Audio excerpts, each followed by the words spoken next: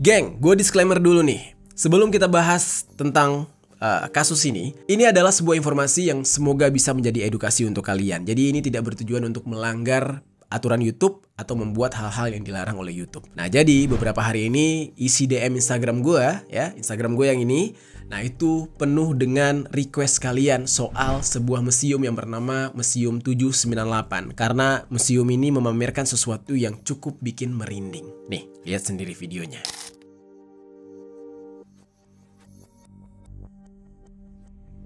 Tapi geng, ada satu hal yang cukup membuat publik heboh. Kemarin kan kita sempat bahas tuh tentang meninggalnya Yu Menglong. Ya, ini di video gue yang ini gue sempat bahas.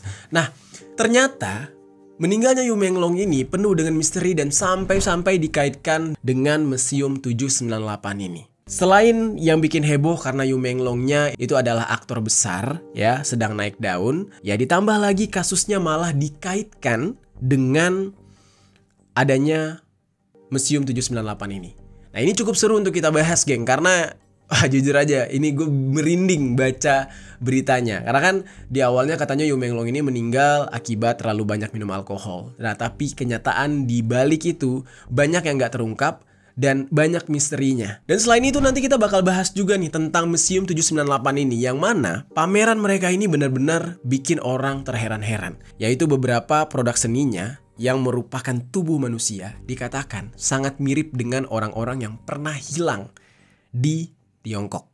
Jadi orang-orang yang pernah tiba-tiba kayak ditelan bumi, ya, bertahun-tahun gak pernah tahu mereka kemana. Ketika Museum 798 ini memamerkan patung-patung bentuk manusia, mirip banget nih patung-patungnya dengan wajah orang-orang yang pernah hilang. Tuh, salah satunya ada wanita yang sedang mengandung, ya, dipamerkan tuh mirip banget dengan salah satu orang yang ya pernah heboh lah, hilang lah, berhubungan dengan pejabat Tiongkok di masa itu. Nah, untuk pembahasan selengkapnya, ya, kalian harus banget dengar cerita ini. Langsung aja kita bahas secara lengkap. Halo geng, welcome back to Kamar Jerry.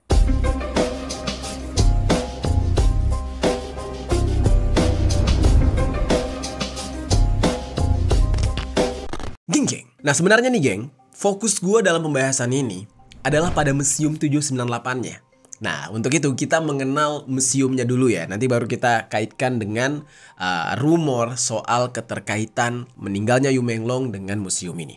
Kita bahas dulu mengenai Museum 798. Museum 798 atau yang lebih dikenal dengan nama 798 Art Zone, ya. Ini adalah kompleks seni dan budaya kontemporer yang berlokasi di distrik Chaoyang, Beijing, China.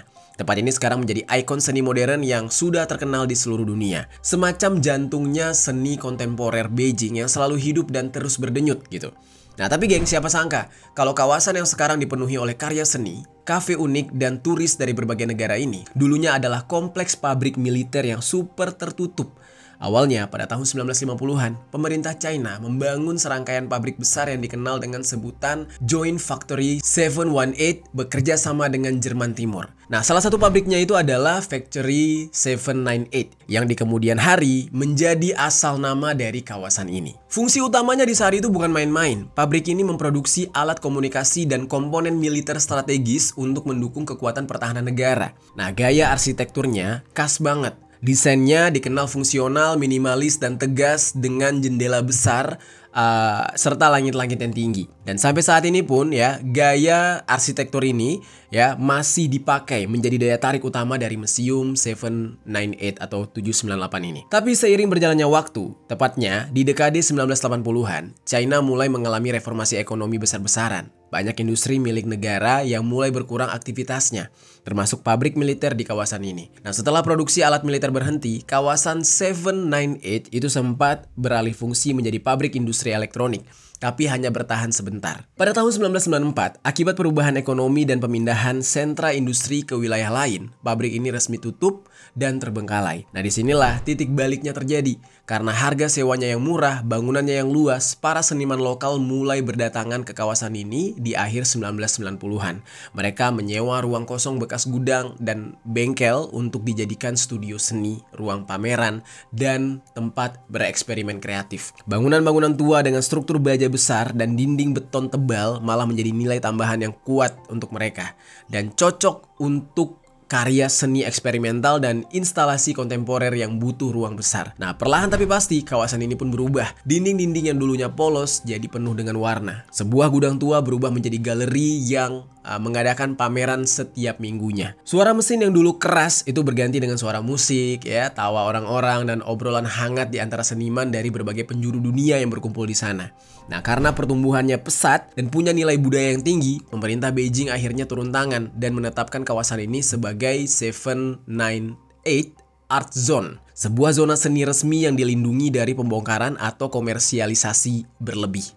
Wah, keren banget ya negara orang ya. Dan sekarang Museum 798 ini bukan cuma tempat untuk lihat karya seni, tapi juga menjadi pusat kehidupan kreatif Beijing. Dan dari sini kalian bisa menemukan galeri-galeri bergengsi seperti UCCA atau singkatan dari Yulen Center for Contemporary Art. Terus ada lagi Pace Beijing sampai dengan Fauco Foundation. Jenis karya yang ditampilkan juga beragam banget. Mulai dari lukisan eksperimental, instalasi digital, patung interaktif, ya, pertunjukan live art, sampai dengan pameran fotografi yang mengangkat isu sosial modern. Banyak seniman internasional juga memilih 798 atau 798 ini untuk debut karya mereka di Asia. Dan selain itu, suasana di kawasan ini juga bikin siapapun jadi betah. Ada kafe-kafe artistik, terus toko desain independen dan spot foto yang benar-benar instagramable ya di tiap sudutnya. Tapi lebih dari itu, yang membuat 798 atau 798 ini punya daya tarik adalah energinya. Perpaduan antara sejarah, ya, kebebasan berekspresi dan modernitas yang nggak dibuat-buat. Bisa dikatakan, geng,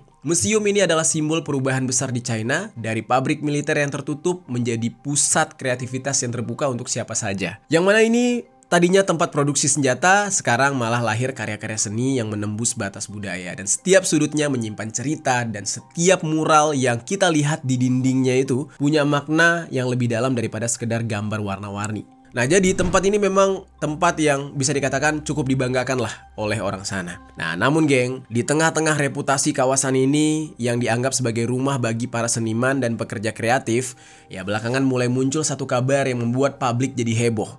Kabar tentang meninggalnya seorang aktor secara tragis sekaligus penyanyi, yaitu Yu Menglong, ya, yang sempat kita bahas. Yang mana ini justru dikaitkan dengan keberadaan Museum 798 ini. Banyak yang mulai bertanya-tanya, apa hubungannya dunia seni kontemporer ini dengan kisah kelam yang mendadak viral itu. Biar nggak penasaran, kita bahas lebih lengkap soal keterkaitan kasus meninggalnya Yu Menglong dengan museum ini.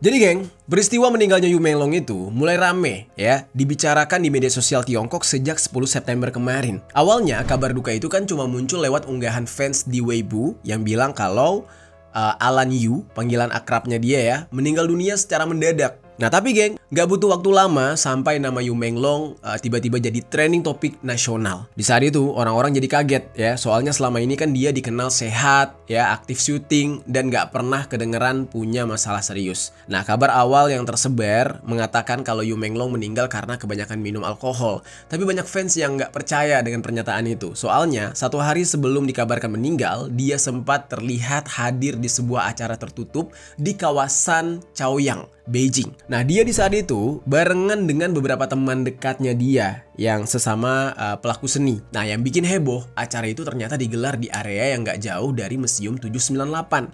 Sebuah kawasan seni yang sempat kita bahas tadi, yang cukup terkenal punya sejarah panjang dan juga banyak cerita mistisnya ternyata. Di saat itu dikatakan sekitar jam 6 pagi waktu setempat, jenazah Yu Menglong itu ditemukan oleh seorang warga yang sedang jalan pagi bareng dengan anjingnya di sekitar distrik itu. Kabarnya sih posisi tubuhnya tergeletak di dekat gedung tua yang udah lama gak dipakai. Dan di saat itu polisi langsung datang ke lokasi dan ngeblokir area itu. Tapi geng, anehnya gak ada keterangan jelas soal kondisi tubuh Yu Menglong waktu ditemukan. Beberapa media sempat nyebutin kalau tubuhnya itu tidak menunjukkan adanya tanda kekerasan. Tapi ada juga laporan anonim yang bilang kalau ada luka kecil sebenarnya. di bagian tangannya, kayak bekas goresan.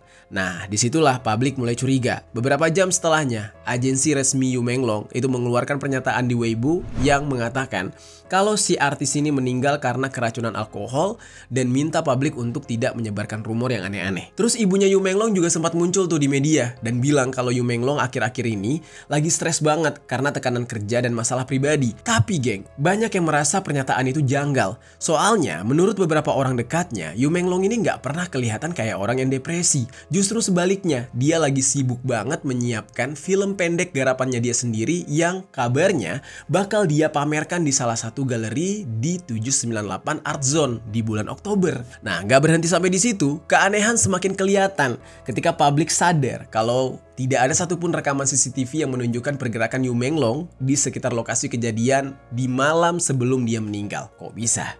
Ya semacam CCTV-nya udah disabotase gitu. Padahal ya wilayah itu terkenal punya banyak kamera pengawas dan polisi juga nggak ngebuka hasil visum atau rekaman resmi apapun lah ke publik. Alasannya katanya demi privasi keluarga. Tapi justru karena hal itulah netizen makin yakin kalau ada sesuatu yang sengaja disembunyikan. Beberapa hari kemudian muncul rumor baru yang membuat publik jadi heboh. Banyak yang berspekulasi kalau Yu Menglong mungkin saja mengalami tekanan batin berat, bahkan ada yang bilang dia mengalami hal-hal mistis yang berhubungan dengan tempat di mana dia sering mengunjungi tempat tersebut, yaitu Museum 798. Menurut beberapa sumber, malam sebelum dia meninggal, Yu Menglong ini sempat nongkrong bareng dengan 3 temannya di salah satu kafe sekitar area 798. Tapi anehnya 3 orang itu belakangan nggak bisa dihubungi lagi dan nggak pernah muncul lagi di media. Bahkan salah satu akun Weibo mereka tiba-tiba dihapus total. Dari sinilah teori konspirasi mulai bermunculan. Ada yang bilang kalau Yu Menglong sedang ikut proyek rahasia, semacam instalasi seni yang melibatkan teknologi cahaya dan psikologi manusia.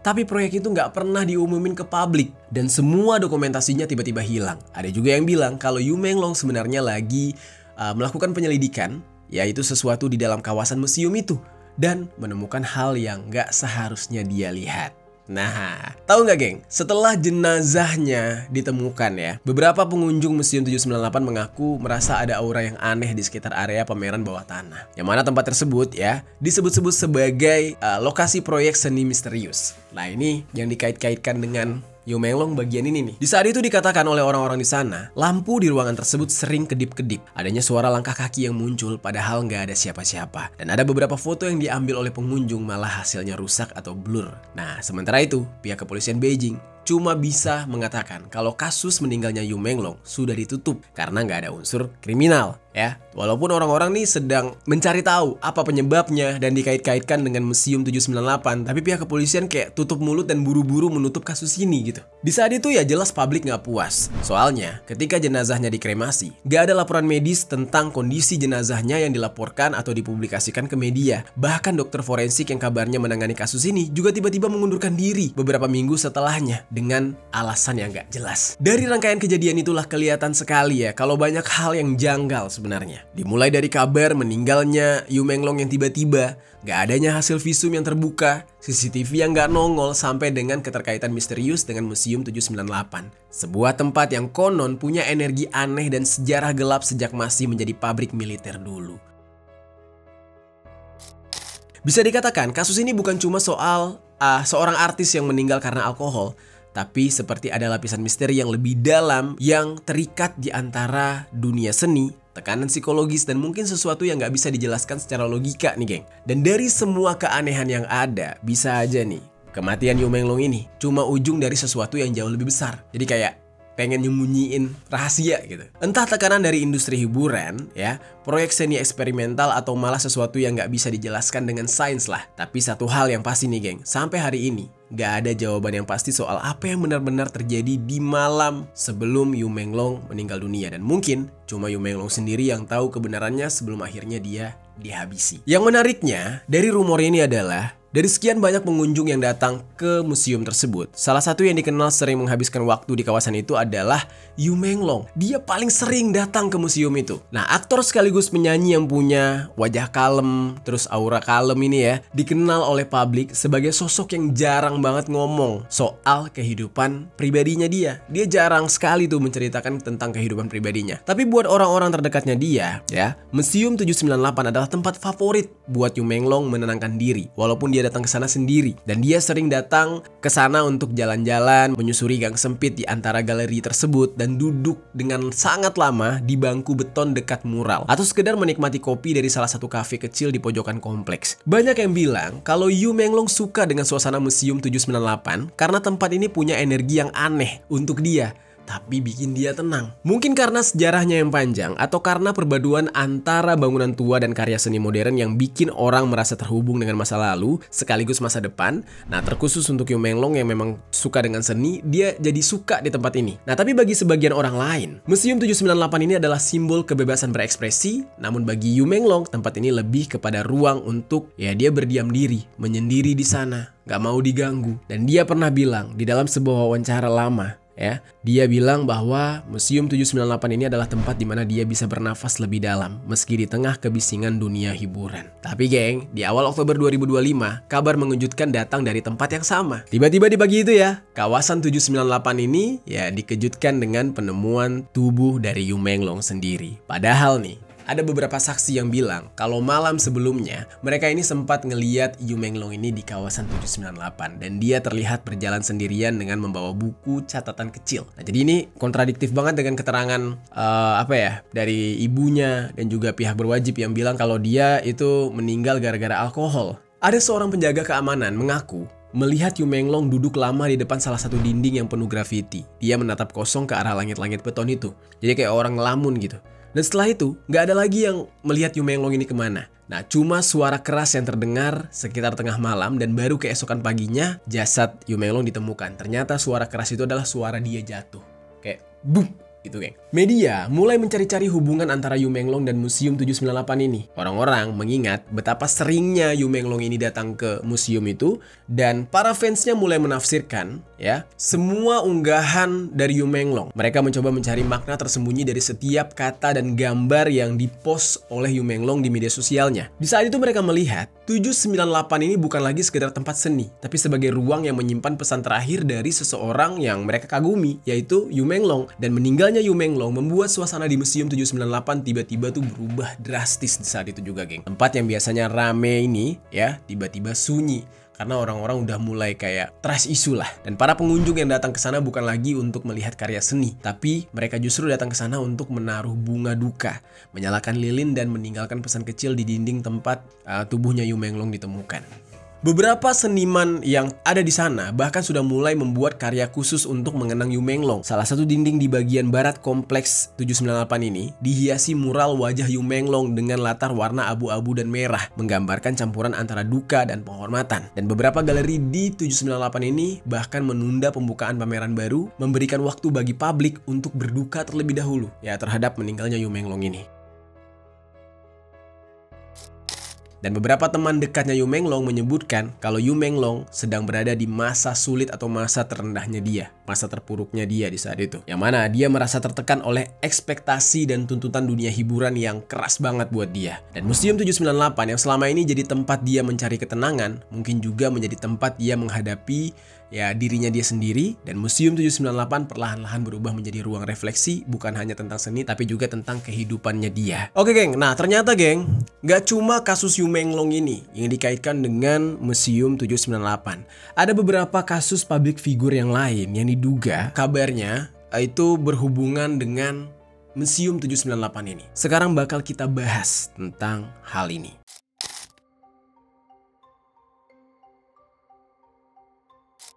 Jadi geng, setelah semua rumor tentang Yu Menglong dan kaitannya dengan Museum 798 yang membuat publik heboh, muncul kabar yang membuat suasana semakin mencekam. Orang-orang mulai mengaitkan meninggalnya Yu Menglong dengan beberapa public figure lain di China yang juga meninggal dengan cara misterius. Dan anehnya, nama mereka sempat dikaitkan dengan koleksi-koleksi atau bahan pameran di Museum 798. Walaupun belum ada bukti yang konkret yang bisa ngebenerin semua rumor itu, cerita-ceritanya udah keburu menyebar di forum internet. Video-video dokumenter gelap sampai tweet panjang di Weibo yang selalu dihapus tidak lama setelah viral gitu ya.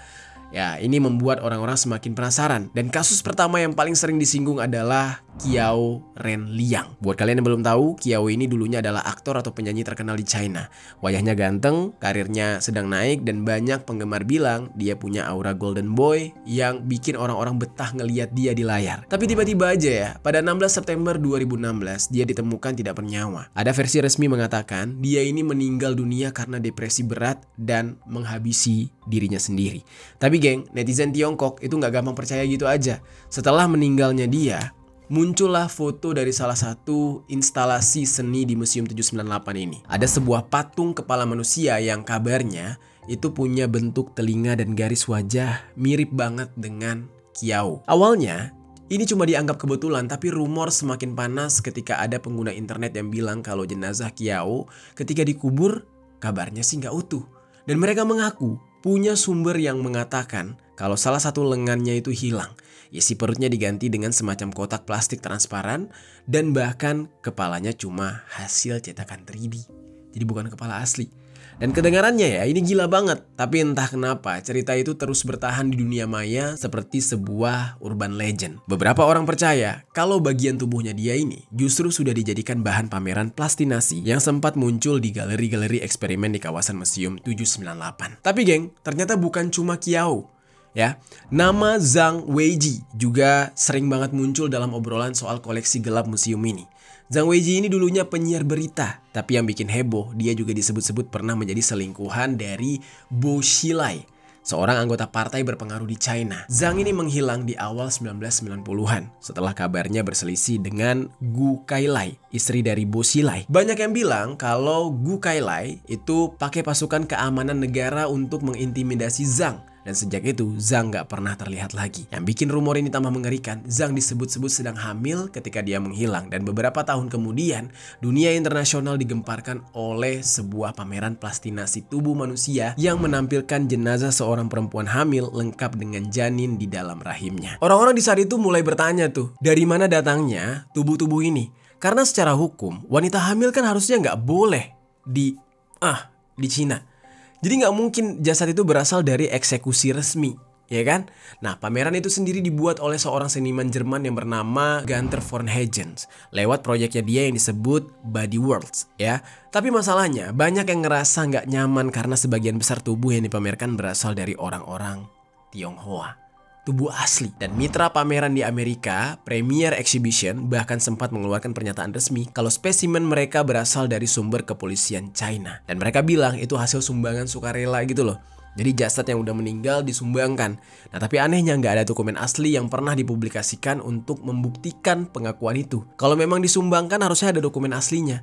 Dan aktivis HAM serta praktisi Falun Gong sudah lama menuduh pemerintah China memakai tahanan politik atau mungkin tahanan yang dieksekusi sebagai sumber tubuh untuk kemudian diplastinasi atau ditransplantasi organ terus dipamerkan.